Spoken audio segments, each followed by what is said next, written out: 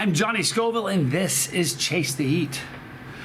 It's funny. You can't have the record broken for the world's hottest pepper and not talk about it. Since I can't eat it right now, I need to address it because it's an interesting thing. Yesterday I did a video, Tommy and I, and of the first 50 comments, I think 38 of them, and it just went on from there, were about Pepper X. And I got 41 emails yesterday. Some of them were straight up about Pepper X. Others were emails where they just started, and they give me an email at the end. By the way, what do you think of Pepper X? So I would be it would be an addle-headed move for me not to address it because it seems like it's going to be a while before I'm going to get a chance to eat one. All right, so for those of you who don't know, previously the record for the Guinness Book for the hottest pepper was the Carolina Reaper. Now, it's an interesting thing because it's held that record for a very long time. When I started Chase the Heat 7 years ago, it was not the hottest. In season 1 of Chase the Heat, the Carolina Reaper was not the hottest pepper that I ate. Over the years, I've eaten a lot of peppers that were hotter than the Reaper. And today, here we are in 2023, there are so many peppers that are hotter than the Carolina Reaper, but just a few days ago, the record was broken. Now, if you talk to somebody 3 weeks ago and said the hottest pepper is the Carolina Reaper, any chili head that's in the know, as they say, would giggle and say, it's not true. Well, now we have a new hottest pepper, and it apparently is 2.65 million Scoville heat. Let's check this one out, you guys. I usually wear an Omega. You guys recognize this watch? This is such a cool watch. It's one of the great movie watches of all time. I can kind of show you and just let people say it in the comments, but I'm going to tell you. This watch is about 100 years old, which is kind of neat. But this is the same watch that was in Pulp Fiction. Christopher Walken had an amazing scene. You know what's funny about that movie? That's the only scene Christopher Walken was in. And to me, it might be the greatest scene in the whole movie. But it's a great watch. It's kind of a cool thing. But anyway, getting back to the pepper. There's still a significant, believe it or not, I go to chili festivals all the time. There are still people that are under the impression that the ghost pepper is still the hottest pepper. I'm sure you can find places in the world where people still think the red Savina is the hottest pepper. Well, now we have 2.65 million. I can't wait to try it. Now, when I started Chase Heat, it was a quest to, it was a couple things. The goal, really, and it's kind of interesting to talk about this because the anniversary is just a few days away. But I started Chase Heat to have fun and to kind of share my love and spread the passion of chilies and hot stuff. And that really was the goal. It still is the goal, It's been a quest to find the hottest pepper in the world. In fact, a reality show coming up is that quest. It's interesting the different reactions of people reacting to the Pepper X. It's funny, if you go on social media, you're going to find people that are so excited and by the way, congratulations, Ed and Puckerbutt.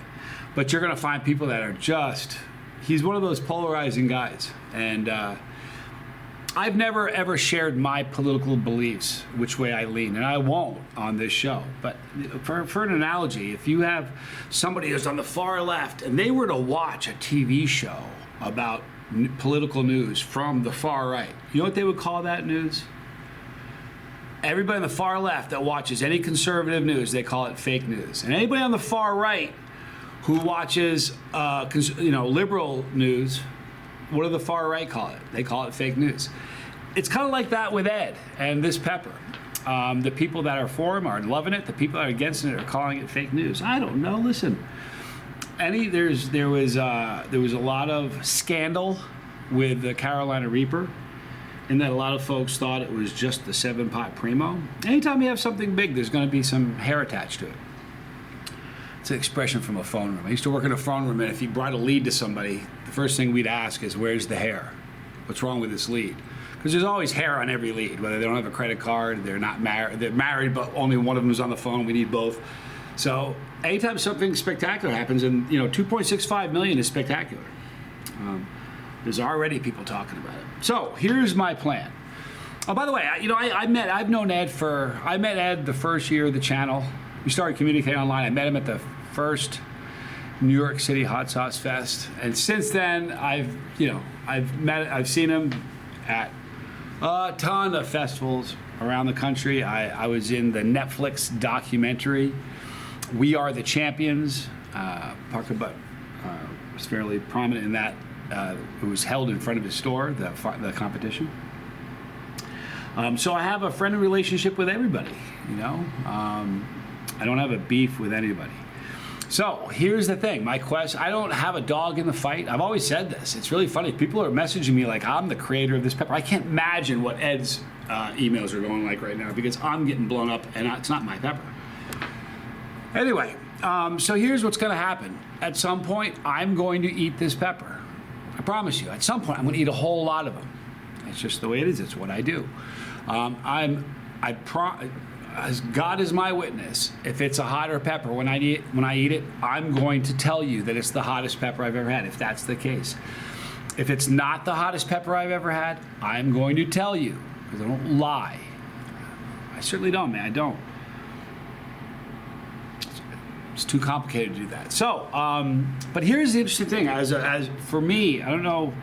Some people who know the channel really well may have a feel for it. If you're in the chili community, you know what I face. Here's the deal. When I do that video for Pepper X, I'm going to tell you what it tastes like. I'm going to tell you what the burn characteristics are, where it burns, where it is what it would be for a non-chili head, which is silly, it'd already be a problem. What that would be for a chili head, I'm going to tell you what my score is. And then I'm going to tell you if it's the hottest pepper I've ever eaten.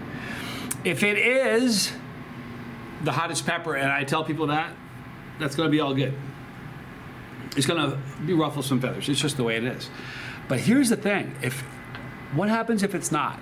What happens if I've eaten hotter peppers and it's just not as hot? It'd be interesting, right? You know what's going to happen? Ed doesn't, listen, there are people that love Ed to the point where this is something that's happened over time. In the past, and I mean the last several years, it's been really prominent. If somebody came out and was talking about the 7-pot Primo, people that are in the chili community, not just the casual viewer, but people that are really immersed in the chili community will look at that video, and when you're talking about the 7-pot Primo, they're thinking Troy Primo. Likewise, there are people where if I sit down and start talking about the Carolina Reaper, there are those that are just they hear Ed Curry every time I say Carolina Reaper. We have, as a chili community, we need to get away, and this is important, we need to get away from seeing a person when we hear of a pepper, because we're only talking about a pepper. It has nothing to do with a person. All right? So when I said that the Carolina Reaper was not the hottest pepper in the first year, people were so upset when I got hate mail. It wasn't. I'm just telling you the truth. That's just the way it is. It's going to be very interesting this time, because I'm going to tell the truth, and it's going to be, if it's not the hottest pepper, people are going to be there. If I say it's not the hottest pepper, people are going to say that I have it in infrared, and I don't give a rip who created it. Doesn't matter to me who made the pepper. What matters to me is it the hottest, and if it is, I'm going to get a lot of them. It's going to become a favorite pepper. I'm sure, at least for heat, it'll be my favorite pepper if it's the hottest. But if it's not, I'm going to tell you. And it's interesting, right now, as far as this chili head is concerned, the hottest peppers in the world, the chocolate Primatali, Tom Broom's Omega Pod, and Troy Primo's Louisiana Creeper are the hottest peppers that I've ever eaten. And I'm not a brag kind of guy. I'm really not. I'm not pat myself on the back kind of guy. But I'm telling you, the people that are talking about it, I've eaten more peppers than most of them put together. So, I don't. While I'm not an expert in a lot of things, I'm certainly an expert in detecting and describing heat. That's my wheelhouse, and that's exactly what I'm going to do. So now the quest is, since it's In spite of the fact that it's been tested and certified, it's still not a pepper that's readily available. And it just is what it is. But I promise you, as soon as I have the opportunity to get my hands on them, I'm going to eat them, and we'll see how it works.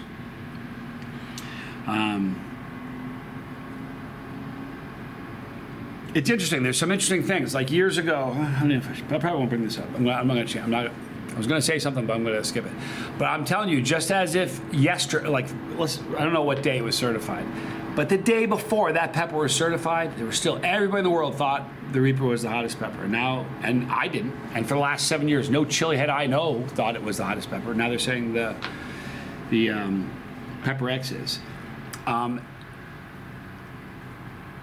It's funny. I've known a lot of people grow Carolina Reapers, and I know a lot of people who've had them tested after they've grown them to see what they've grown. I've never seen anybody ever test close to 1.5 million, which is what the record was, which is kind of interesting because if it's 1.5 million and it was the average score, you'd feel like a lot of them may reach that. Never heard of it. All the Carolina Reaper powder that we've ever used at Blazing Foods, we've tested, and we've never had anyone break 1 million. That's the truth. I wouldn't lie to you. So it's going to be interesting. I think a real test, it's going to be interesting to see how this pans out. But a lot of people are going to want to grow this pepper because they're going to want to grow the world's hottest pepper. And I'm curious because there's going to be tons of pepper growers growing this. They're going to have some that will get it tested. Do you think they'll ever test even close to 2.65 million? I don't know.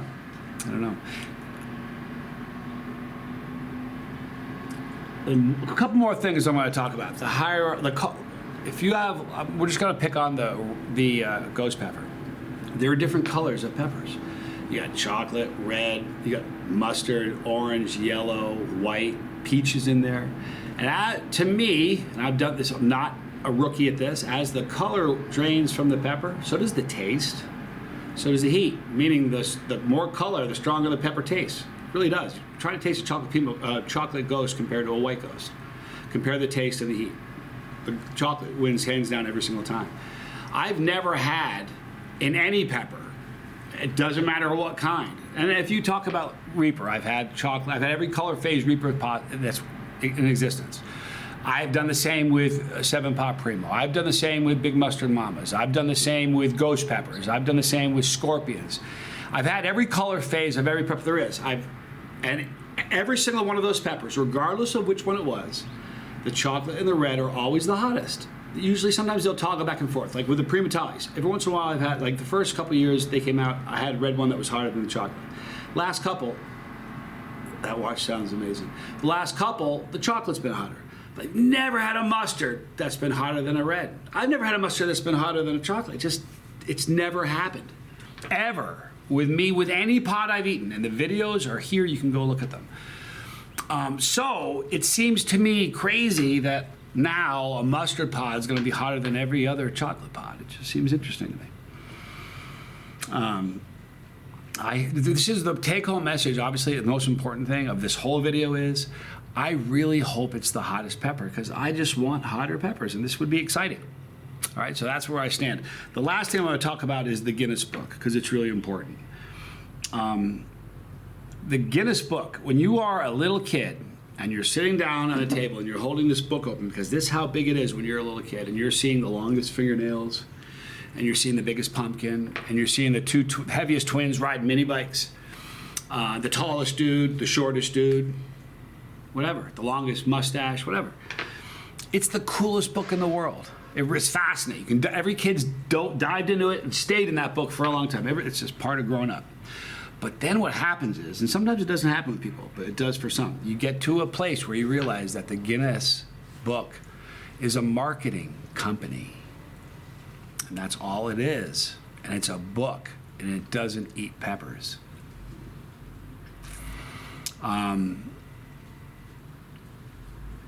It's a significant chunk of money to bring a pepper to Guinness and have them tested. Most backyard growers don't have money to throw at it. In the event you submit a pepper product to Guinness and you have to get it tested and you bring them the results, and if it beats the results from the previous one, you have to pay them a hefty check. Ed is going to write a very, very hefty check to Guinness Book every year now until somebody beats that record, so that he has the legal right to say that it's a Guinness Book holder in video and print. Now, if Ed decides not to pay that yearly sum, and it's a hefty one, every single year in order to have the right to say those things, and yet he says it anyway, having not paid to have that right, Disney would sue him back to the Stone Ages. And that's so it's a marketing company.